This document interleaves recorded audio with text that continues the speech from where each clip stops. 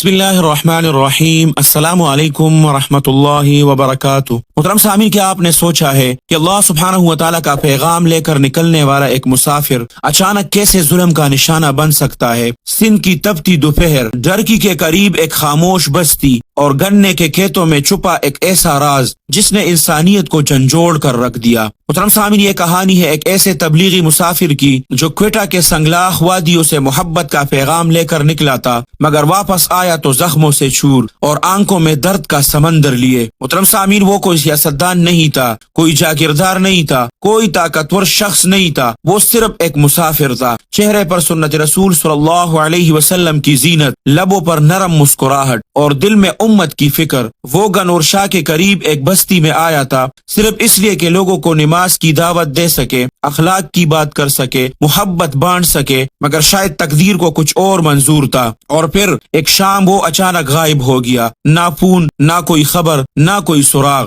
3 دن، پورے 3 دن تک اس کا کوئی پتہ نہیں چلا۔ گاؤں میں چمیگوئیا، گھر والوں کی بے چینی اور ہر گزرتا لمحہ ایک قیامت بن گیا۔ پھر تیسرے دن گنے کے لہلہاتے کھیتوں سے ایک نیم مردہ جسم ملا، وہی مسافر، مگر اب پہچاننا مشکل تھا۔ نیلے پڑے بازو، سوجی ہوئی آنکھیں، کامتی ٹانگیں، جسم پر تشدد کے نشانات، ایسے زخم جیسے انسان نہیں درندے ٹوٹ پڑے ہو۔ لیکن کہانی یہاں ختم نہیں ہوئی۔ جب اس سے پوچھا گیا، بھائی سب سے زیادہ تکلیف کس بات کی ہے، تو اس نے اپنے جسم کی طرف دیکھا اور پھر آسمان کی طرف نظریں اٹھا دی۔ اس کی آواز کانپ رہی تھی، یہ زخم ٹھیک ہو جائیں گے، یہ ہڈیاں جڑ جائے گی، یہ درد ختم ہو جائے گا۔ لیکن انہوں نے میرے سنت رسول صلی اللہ علیہ وسلم پر ہاتھ کیوں ڈالا؟ میری داڑھی کیوں کاٹی؟ وہ رو نہیں رہا تھا، مگر اس کی روح رو رہی تھی۔ کیا کسی انسان کو اس کی شناخت سے محروم کرنا سب سے بڑا ظلم نہیں؟ کیا دین کی علامت کو کاٹ دینا صرف بال کاٹنا ہے یا کسی کے ایمان پر وار؟ یہ سوال صرف اس ایک شخص کا نہیں، یہ سوال پوری انسانیت سے ہے۔ محترم سامعین، یہ ویڈیو کسی نفرت کے لیے نہیں، کسی انتشار کے لیے نہیں، یہ ویڈیو صرف ایک سوال ہے۔ ہم کس معاشرے کی طرف جا رہے ہیں جہاں محبت کا پیغام لانے والا خود ظلم کا شکار ہو جاتا ہے؟